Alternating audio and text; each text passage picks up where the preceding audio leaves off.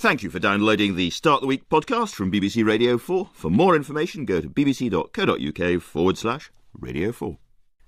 Hello, well, we are rethinking today. Rethinking government, rethinking university education, rethinking how companies succeed, and rethinking how we use the internet. A little later on, Andrew Adonis, often cited as a successful minister in the last Labour government, will explain how he thinks ministers in this coalition could be helped to do better at their jobs.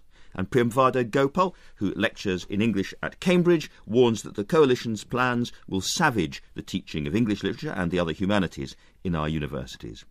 Tim Harford, well known as the undercover economist, will be explaining why companies and individuals need to accept failure and adapt rather than sticking to grand plans on their road to success.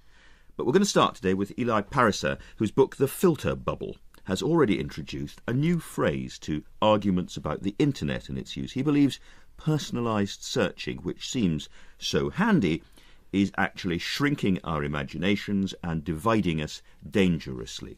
Let's start, if we could, Eli, by explaining exactly what happens when you search. We all, or most of us, search for things on the internet all the time, whether they're things we want to buy or whether they're simply bits of information that we're looking for.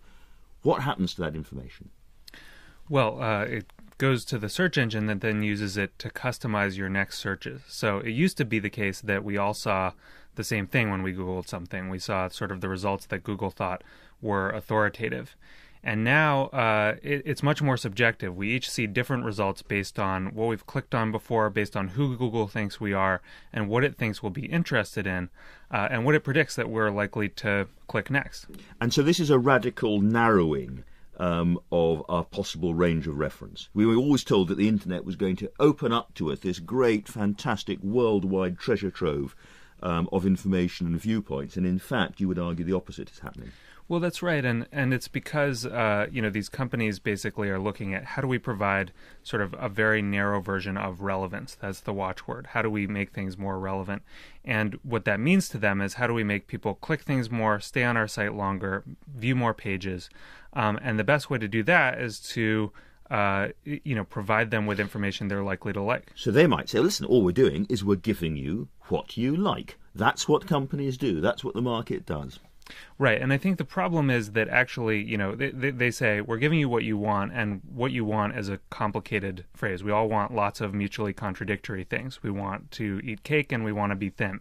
And the best media actually help us sort of balance those two inner selves, the more compulsive short-term self that, just wants the celebrity gossip, and the more sort of citizenship or civic-minded oriented self that wants to be informed about the world. What this filtering process will do is it will tend to feed, it'll feed that short-term, more compulsive clicker in you more than it feeds the sort of longer-term, more aspirational self. So I can see that if I buy the Times newspaper, I might read it and I go from page to page and my eye's caught by things I didn't think I wanted to know about. But when I see that, I think, well, maybe actually I do want to know about that. And I can see that the internet search engines don't necessarily do that. But isn't it possible for an intelligent provider of information on the internet, a Google or whoever, to put in enough randomization and extra stuff and important stuff to deal with the problem? Well, I think, the question is, how do you do this personalization right? Right now, it's solely optimized to show you sort of the things that you're most likely to click, the information junk food, if you will. You could actually build in other variables into this. You could have next to the Facebook like button an important button that actually allowed people to signal, this matters. This is about something real. You could gather that information. The question is whether these companies will, whether they want to. I think the thing is that, if you look at a newspaper front page, there's a huge amount of kind of editorial thinking and values that go into sort of shaping that set of information. It's diverse, it's representative. That hasn't made its way into the algorithms that are increasingly showing us what we see online. And the other difference would be that although newspapers tend to be biased politically, we all know, or indeed television can be, but we make the choices. We know that we're picking up a liberal newspaper if we pick up The Guardian, or a right-of-centre newspaper if we pick up The Telegraph. But what's going on the internet is hidden from us. Those choices are being made, but we're not making them consciously. That's right, and that's very disturbing because the way you get into trouble is when you have a distorted view of the world and you don't even know it. And in this case, you're getting this sort of feedback loop where Google is showing you more things that it thinks you want to see, but you're not aware of that. You don't know who Google thinks you are. You don't know on what basis it's sorting information, and as a result, you don't really have a sense of what's being left out, the unknown unknowns. You've mentioned Google and you've mentioned Facebook, but tell us a little bit about the unknown companies that spend their entire time hoovering up all the rest of the information about us and then passing it on. Well, what I discovered was that there's actually sort of a behavior market being created. Every click on a website is becoming a commodity that can be sold to companies like Axiom and Blue Kai, these sort of, these companies lurking in the shadows who gather immense amounts of data. So if I go out and buy a cagoule or a pair of walking boots or something, they will know about it and they will pass that information about me.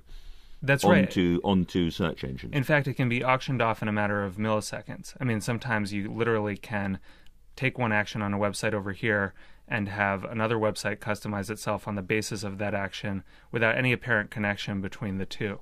It's astonishing. And finally, before we open this up, you would argue that what this is doing is it's dividing people into smaller and smaller, mutually incomprehending factions.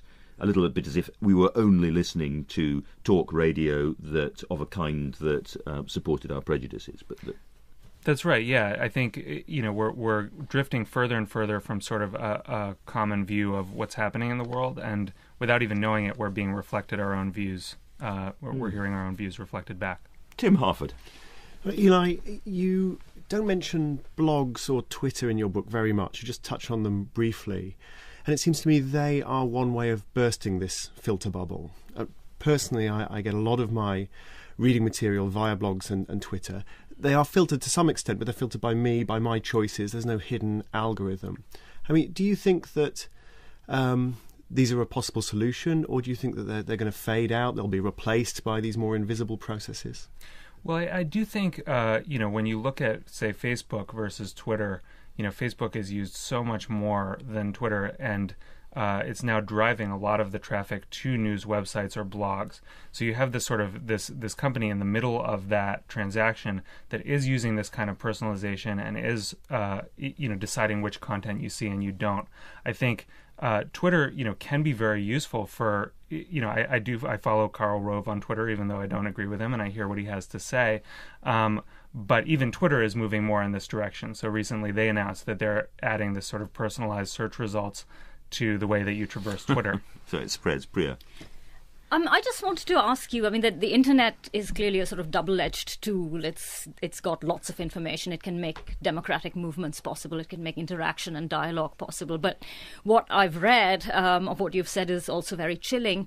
How do we then, as netizens or internet citizens, reclaim the internet in ways away from this filtering and actually enrich our experience of it? I mean, in some sense, get back the agency we seem to be losing. Yeah, well, I think, it starts with actually just seeing how this all works, because one of the dynamics at play here is that these companies, there's sort of this transaction. We're handing over quite valuable personal information that can be translated directly into money for these companies, yet the companies try to make that transaction as opaque as possible. We don't actually see it at work. There's a phrase you use in the book, something along the lines of, if you're not paying for it, you're being sold. You're a commodity. That's right. If you're not paying for the service, then you're the product being sold.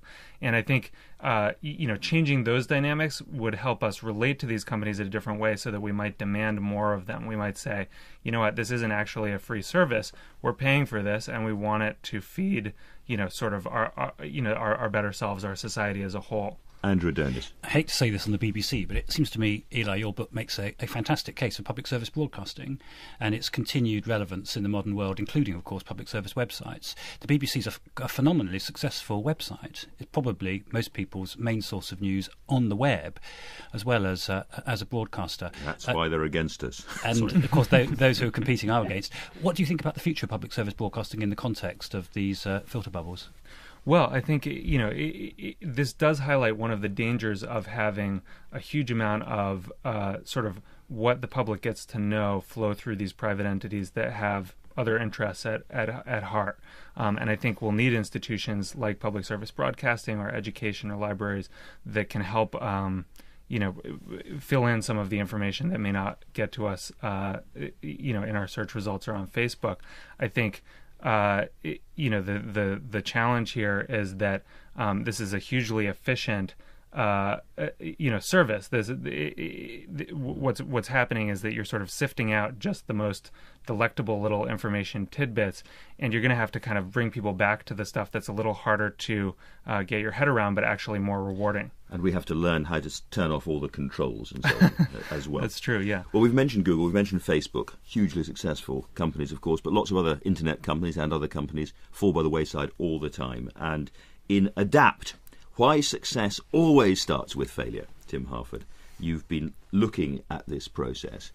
Always starts with failure. I'm going to blame the always on my publisher. Can we say very often? Yes, frequently starts with failure. Yes. So you're looking at that ancient issue of how success happens, and just give us the headlines about the dangers of the grand plan and the importance of being flexible enough to acknowledge your own failure.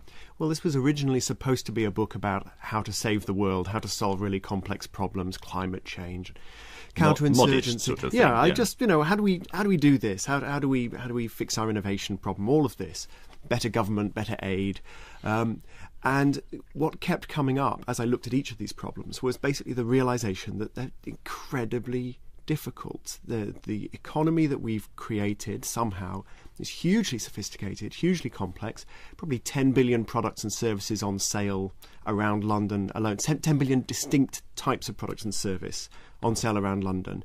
And these problems are so complex that grand plans are just impossible.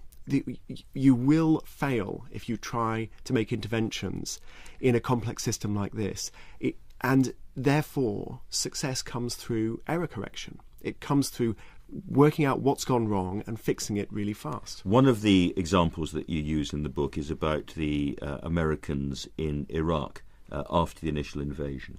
Yeah, this was a case study in how an organisation which is failing tragically learns from its mistakes and turns itself around. And it doesn't happen from the top, or it certainly didn't in this case. So Donald Rumsfeld was Secretary of Defence at the time. And he had this bizarre press conference just after Thanksgiving 2005, in which he started avoiding the use of the word insurgent and instructing his senior general, Peter Pace, to also not use the word insurgent. And journalists sort of asked, well, why aren't you using the word insurgent? And he said, well, I've had an epiphany. These guys don't deserve the term insurgency. So he couldn't even use the word to describe the problem the US Army faced. Meanwhile, at the same time, change was going on, but it was going on in basically the middle management of the US Army. So Colonel H.R. McMaster, who is one of the heroes of the book, with 3,500 men, realizing that he was playing out a role in a tragedy, and he had to change what he was doing, he had to change how his men were behaving, change the tactics. And that spread really quickly, not up to the top, but it spread very, very quickly horizontally. The other colonels, the other majors, saw what McMaster was doing, copied it, adapted it to local circumstances, while he was continually being denied reinforcements and passed over for promotion. So that's a very good example of how it can work in a war situation. But if we turn to the great banking crisis, which is a classic example, I guess, of over-complexity or hideous complexity, we're sort of, most of us, half familiar with the idea of a corporate culture which hides mistakes all the time under euphemisms and PR and fails upwardly and all the rest of it. How would using your model have made banks behave differently back when? So the lesson is fail early, fail small. And the banks failed late, failed big, and they all failed in exactly the same way. So the people I started talking to about the banking crisis were not the bankers or the banking regulators. They were safety engineers. I talked to people who try and stop nuclear power stations blowing up and try and stop oil rigs blowing up. And they said, oh yeah, we've been saying for 30 years that banking regulators and banking risk managers could learn something from the way we think about these complex systems. So those were the guys I spoke to, and they're fascinating. And one of the lessons was you have to discover these errors. These errors get buried in the system, and they lurk there for days, weeks, months, sometimes years, and you have to bring the errors to the surface and fix them, whether it's a closed valve or whether it's a huge bet that's been made or a flaw in a risk monitoring system. And so one of the lessons is whistleblowers. How we treat whistleblowers is terribly important, because it's the whistleblowers they're on the front line, they're on the coalface, so that they are the ones who see the errors. And very often they decide not to blow the whistle, they decide to keep their heads down, and even when they poke their heads up, they're often ignored or punished.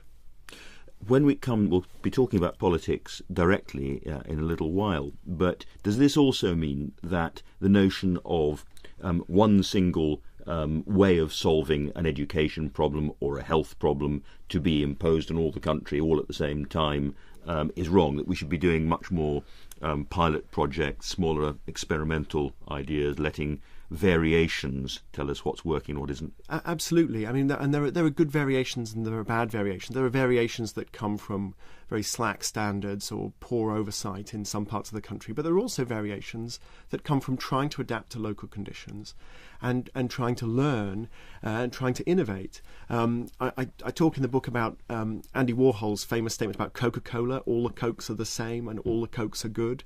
And I say we seem to want our public services to be like Coca-Cola, all the same and all good. And of course, we want it to be all good, but the point is the process of getting good in say central London versus north of Scotland is not going to be the same. So it can't be all the same. You have to experiment. You have to learn whether these experiments are informal or whether they're quite rigorously evaluated, controlled trials.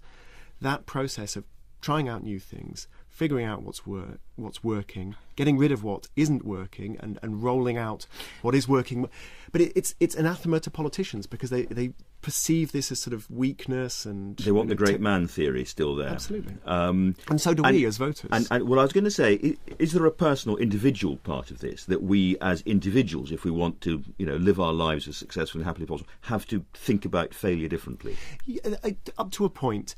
There's a sort of coda of the book, a half chapter of self-help almost. I mean, should we fail more in our personal lives? And I don't think it applies with quite the same force in our personal lives, because our personal problems are not so complex, and you only have one life. You don't want to sort of have some huge failure. But still, I look at the psychological research, and we are probably unduly anxious about small failures. And this speaks to Eli's point about the filter bubble. We're unwilling to expose ourselves to new things and new experiences. And I think if we did, we'd be richer people. I'm quite amused by the fact, this is the book Adapt is the big word, and there's been a whole series of books, Nudge, Blink, Wobble, whatever they're called, which have kind of one great big new idea which is going to transform our view of whatever it might be. And actually, this is a book about complexity and, in a sense, about the lack of a big idea. Yeah, no, they even so. I look, for instance, decentralisation often works, but when I look at the case studies in the book, you have situations where decentralisation works here, and then you have another example, and decentralisation completely fails, and actually it's a centralised audit that works. When you look at the evidence around particular issues, you keep discovering new things, you keep having to change direction. Andrew? I completely agree with two things that Tim says. Firstly, that success almost always follows a lot of failure. And secondly, that success almost always starts small. Where I'd like to put a question to him, though, is about government. He says the problem with government is it can't afford to fail. The reality of government, of course, is that it fails all the time. The issue isn't whether or not government fails. It does constantly. But whether it recognises the failure and is prepared to adopt his principles of action. In my own experience in government, for example, dealing with colossal education failure, which is one of the biggest problems we face here in England, recognising honestly the fact that the status quo is failing is the first requirement for being able to start experimenting. At that point, I agree with him, you need to start small. In many of the education reforms I was involved in government, starting with 10, 15 schools, pilot programmes with teachers that might just have a few dozen teachers, could and did over years scale up into hundreds of schools and thousands of teachers. So I think his principles are equally applicable to government. Do you think, though, that we've talked a bit about the culture of PR and hiding failure in the corporate world, but that the media world of any minister, any political figure, any public figure who admits that something has failed, the instant reaction is resign straight away, you're a failure, get out, which of course creates a culture where civil servants and politicians never admit failure or try very hard not to. In my experience, the best time to admit failure is when you start, because you can't be blamed for it personally. So a government which Previous takes guy's office, failure. that's right, and that's why a change of government or a change of minister is an incredibly important moment where you can recognise and be explicit about failure. Often, though, even in those cases, I read people are reluctant to do so. I read yesterday there's a new Icelandic political party which has taken control of Reykjavik, and and at least the first part of its manifesto said, we are going to break all of our manifesto promises, so that then they couldn't be blamed for doing so. Tim, I think it's worth thinking about the incentives we give our politicians. If you think about a trial and error system, such as that all our scientific institutions, they're all trying to falsify old ideas and falsify failed ideas and spread good ideas. And you can have 50 failed theories, 1 success, that's fine. In business, you can have 50 failed businesses, 1 successful business. If that's General Electric, that's fine. We're happy with that proportion of success to failure because the successes get so big and the failures are so small. In politics, for the reasons you and Andrew have outlined, you can have 50 successes, 50 things going perfectly well, and 1 failure. And that's the failure that the media will talk about. That's the failure your political opponents will talk about. And the failure to be remembered for. Yeah, the incentives for a politician are, first of all, never do anything. But second, if you do something, for goodness sake, make sure no targets, no independent evaluation, nothing that anybody could ever come back and say, well, you tried this and it didn't work. Keep it nice and vague, and then no one can ever challenge you on your results. Priya, what happens in academia where somebody sets off down what looks like a promising research area or route, and the money's allocated and all the rest of it, and then it turns out that the story isn't so interesting or the work isn't so interesting? In effect, it's a failure. Does academic life allow for failure? Academic life is about failing and trying again and failing better and trying. I mean, any serious good project in academia, whether science or humanities, takes time. It involves engaging with difficulty, failure, with the unknowable. So in fact, you can't have good academic output without failure. But again, we have a system which penalizes failure, which penalizes exploration and penalizes encountering difficulty. Makes life too timid. Yes, well, we're in the culture of targets and output as well, and that's a problem. Eli? Well, thinking about what you're saying, Tim, it seems to me like one of the challenges here is that especially when you take this out of the political realm, you're talking about a business and you have these different divisions. Actually, admitting failure is complicated for a couple reasons. One, people don't like to fail, but 2, there's a whole constituency that feels bad about failing. If you have 50 divisions that fail and 1 that succeeds, you have most of your company feeling like failures. How do you do that? How do you build a culture where people actually are comfortable with having their whole project be a failure? It completely goes against the grain, and I think generally we don't. Generally what will happen is if there's some new technology, some new disruptive innovation, it won't be inside that successful company that it's commercialized. It will be some outside forces, but for exactly the reasons you're outlining. But there are some examples. So Google is a company that say that they expect 80% of their products to fail. They ask their engineers to noodle around for 20% of the time. The Virgin Group, Richard Branson's Virgin Group, there's a series of different companies all standing alone. So it can be done. I think part of the thing is to create a way of feeding back criticism in a way that actually doesn't threaten people. So usually we feed back criticism in the form of what I call a praise sandwich. It's really, really, really good. You need to change this. It's really, really, really good. And people just hear, so you're telling me it's really good then. In a company like Pixar, John Lasseter's wonderful movie generating company, they have this thing called plussing, where instead of saying it's really, let's forget about whether it's good. Don't say it's really, really good. Just tell me what needs to change. Don't tell me whether it's good or bad. Tell me what needs to change to make it better.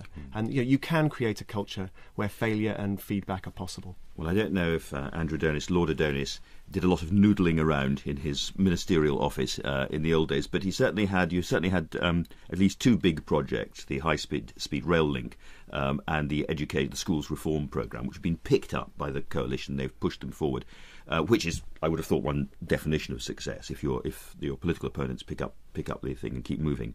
But you started with you were one of the SPADs, originally in Whitehall, special advisors. And we keep reading that special advisors are a bad and indeed rather corrupt thing. There are far too many people wandering around being paid for by the taxpayer simply to make their ministers' lives a little bit easier and better and smoother. And you take the entirely 180-degree opposite view from that. You think not only are special advisors a good thing, but that we need far more of them, and the coalition government needs more of them. I've come on your programme, Andrew, to make myself wildly unpopular. I think special advisors are a good thing. They're a good thing for two reasons. Firstly, you actually want ministers who are trained in the job. There is no better training to be a minister than being a special advisor, because essentially it's an apprenticeship for being a minister. You kindly said that I'd had some impact as an education minister. Part of the reason for that is at the point at which I was appointed, I both knew how to do the job and I had a plan. The average ministerial tenure in this country is 27 months. Just over 2 years. Unless you arrive as a minister with a good idea how to make the machine work and what you're going to do, you will almost certainly be ineffective.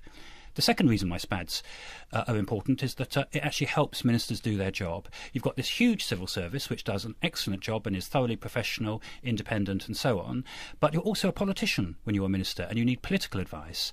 And having somebody at your right hand who can give you that political advice, you need them to be a good and competent person. That's a big plus. So special advisors are good both because they train people to become ministers in due course and because they make the job of being a minister that much. So all those people say, well, the trouble with this government, David Cameron, George Osborne, they've never done a real job, they've just been special advisors and so on. You'd say, well, actually, that's why they may well be effective in government. I think they're a great deal better as ministers, indeed David Cameron as Prime Minister, for the fact that he did know how Whitehall worked when he became Prime Minister. Tony Blair is honest in saying that it was a problem for him that the only job he ever held in government was the office of Prime Minister. Having no idea from the inside how the machine works, that's not a good way for preparing people to run the country. Literally, when you're appointed a minister, you are invested with some of the most important and wide-ranging powers that any person is given in this country. It is a pretty good idea that you have some idea how the machine works before you get there. And of course, it would be wrong for every minister to have to have been a special advisor first. We want a variety of backgrounds, a variety of ways into government. So what about the notion of actually training ministers or training potential ministers, giving them a sort of geographical oversight of Whitehall, the structures? I think it's a very good idea to provide training and advice to ministers before they take up the job. My own institute, the Institute for Government, is a non-party charitable institution which does a lot of work with politicians behind the scenes, including with Tory politicians before the last election, helping to prepare them to become ministers, introducing them to senior civil servants, former ministers, discussions about the nature of ministerial life, how you make an impact, how you get the Whitehall machine to work, things of that kind. I think it's good that we do start providing that support. It's very difficult, of course, for the government and the government machine to start training its opponents. So I think there's a big role for a charity like mine in taking forward this work. Because I can hear a lot of people saying, well, hold on a minute. What we have in this country, the crucial thing that we have in this country is a parliamentary democracy, governments based on the House of Commons, people elected to the House of Commons. And therefore, all of this insidery Whitehall world of special advisors who are being paid to kind of mooch around Whitehall and noodle, I love that word, and think and so on, goes directly against the tradition of people standing for a constituency, coming into the Commons, and then, if their party's in power, going straight into government. I mean, you came in through the House of Lords. We may lose the House of Lords as that body which can provide that route into the ministeriate. The House of Lords is quite good at looking after itself, I can assure you. I think the chances of it being reformed seriously are fairly remote. But most of our ministers are members of the House of Commons, and parliamentary skills are incredibly important to being an effective minister. If you cannot persuade, justify and be properly accountable, you should not be a minister. So that side's important, but of course you're also in charge of running a major Whitehall department, and the bit of the job for which ministers are least well prepared is the job of actually running a department, being in charge of thousands of civil servants and formulating and implementing a policy. But unless you can do that, you will never be a successful minister. Because the American system, very, very different from ours, allows the president to look around for people with huge experience of running big organisations, lots of experience from outside and so on, and say, well, our best person for this job is that person and that person and that person. Our system doesn't allow that to happen. But equally, I don't particularly like the American experience. Because you don't have a strong connection between the executive and the legislature, it's very difficult for American governments to get anything done. I mean, President Obama makes wonderful speeches, but he has no majority in Congress. Even when his party formally controls Congress, he still has huge difficulty getting it to act on a progressive agenda.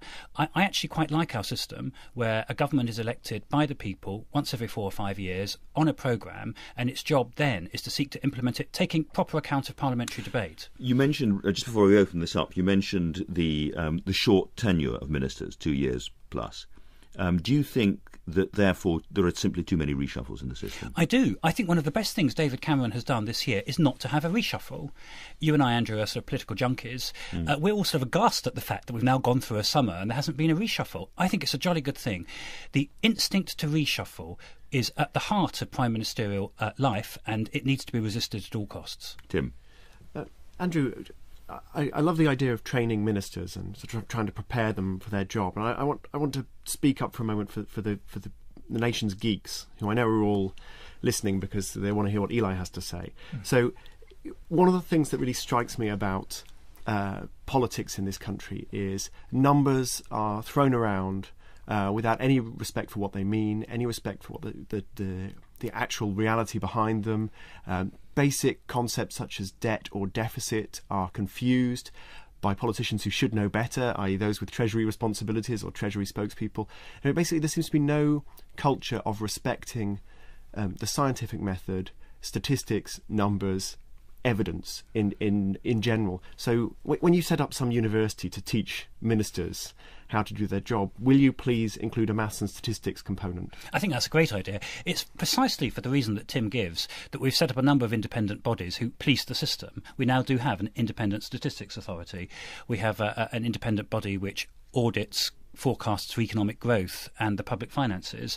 I think it would be great for them to be involved in training future ministers as well. Well, there's a sort of undercurrent of mild optimism about British government in what we've just been hearing, which is refreshing and different, and will make you hugely unpopular. You're quite right. I should say I am an optimist. I think things can get better. And indeed, actually, if you look at the last 20, 25 years in this country, it's been a great deal better than 25 years that went before. Well, let's move now, because we can't have too much optimism or upbeat, to the condition of the humanities, English and other subjects in our universities. Back in the New Labour years, tuition fees came in. They've now tripled. And the focus for government support is going to be on what a lot of people would say, absolutely rightly, the sciences, the hard subjects, the maths, the engineering, on which this country's prosperity will eventually depend.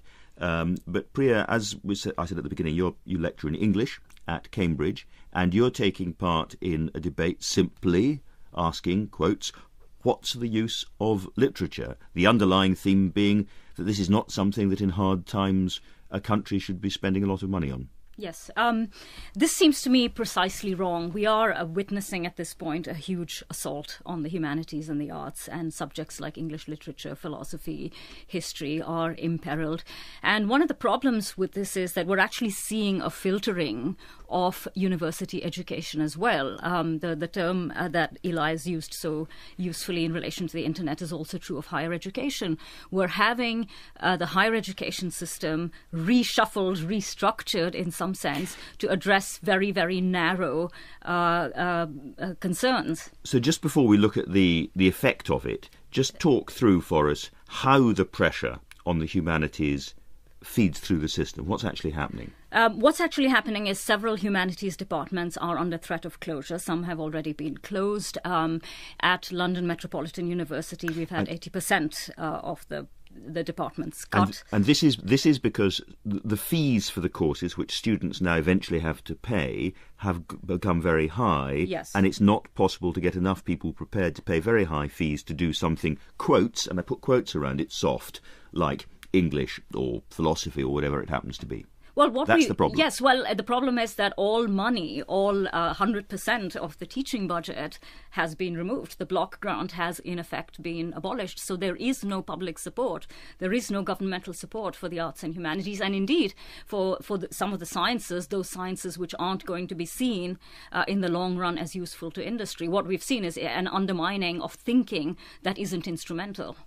Now, I should confess that I studied English at Cambridge, so that's where I'm coming from. But nonetheless, a lot of people would say, well, you know, reading great literature, reading novels, reading poetry, that's a wonderful thing. Lots of people should do it, but we shouldn't have to pay for them to do it for 3 years at a university. If we're going to be paying as taxpayers in hard times, we should be paying for people to do things like maths and the hard sciences upon, as I say, which this government, with this country's prosperity depends. Well, people can certainly read, and I hope everybody reads, and many people should read, but the skills that you pick up in English, and you will be aware of this, the skills of close reading, interpretation, debate, thinking historically, putting texts in relation to other texts, coming up with difficulty, understanding that interpretation is not simple, that often interpretation involves failure, interpretation involves miscommunication, learning to argue, learning to write. These are not skills that you can just pick up if you pick up a Vanity Fair and sit at home over the summer. I mean, it's a wonderful thing to read,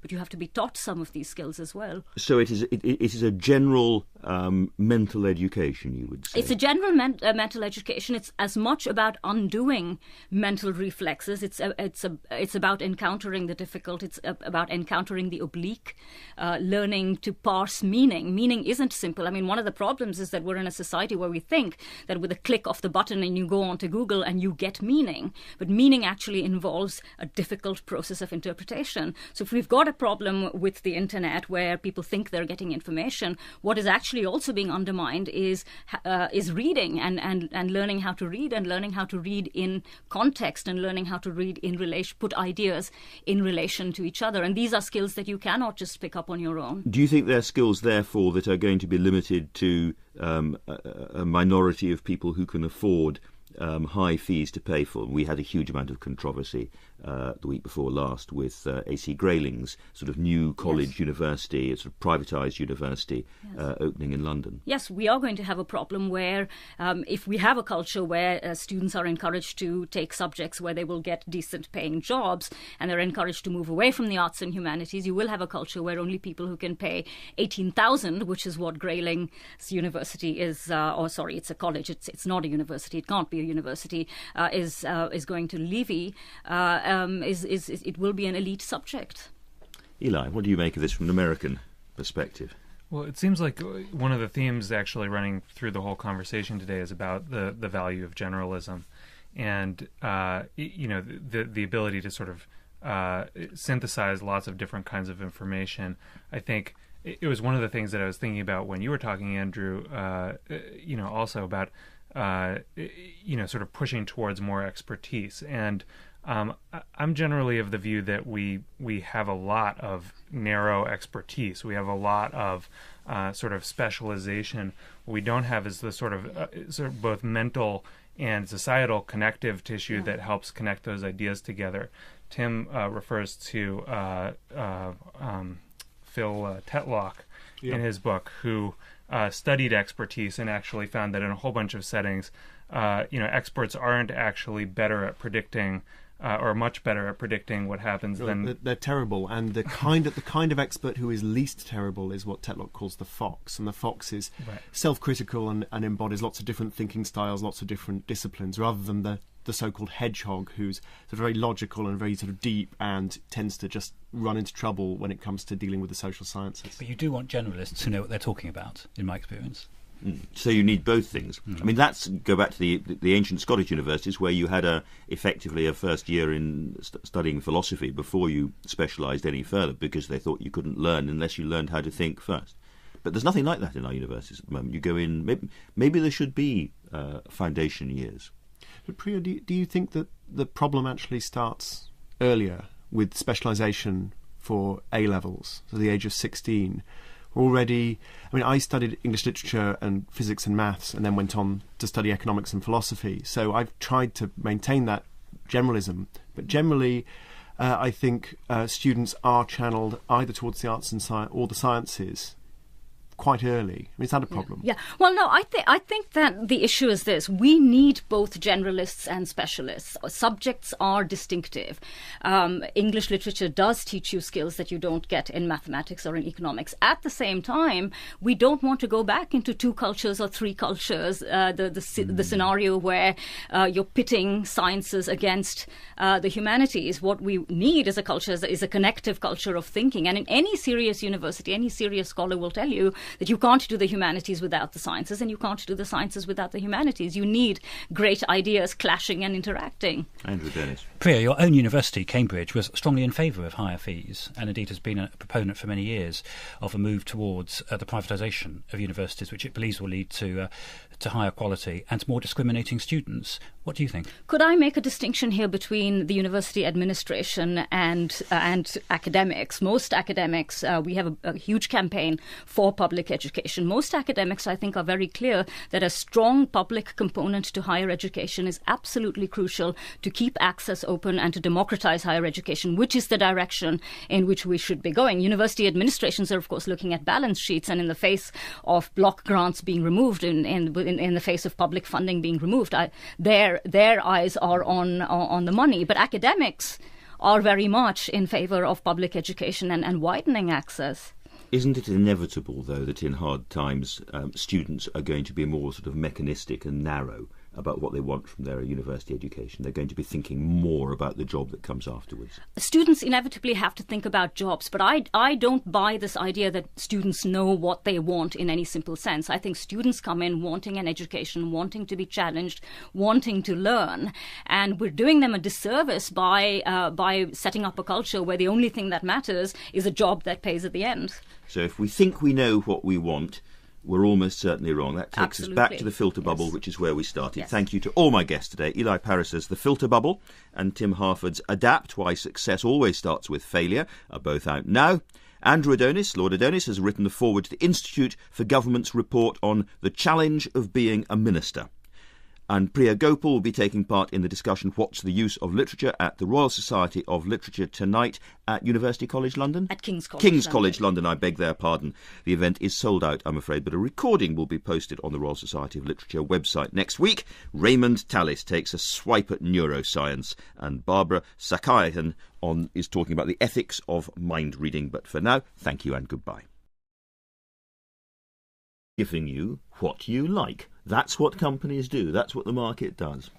Right, and I think the problem is that actually, they say, we're giving you what you want, and what you want is a complicated phrase. We all want lots of mutually contradictory things. We want to eat cake and we want to be thin. And the best media actually help us sort of balance those two inner selves, the more compulsive short-term self that, just wants the celebrity gossip, and the more sort of citizenship or civic-minded oriented self that wants to be informed about the world.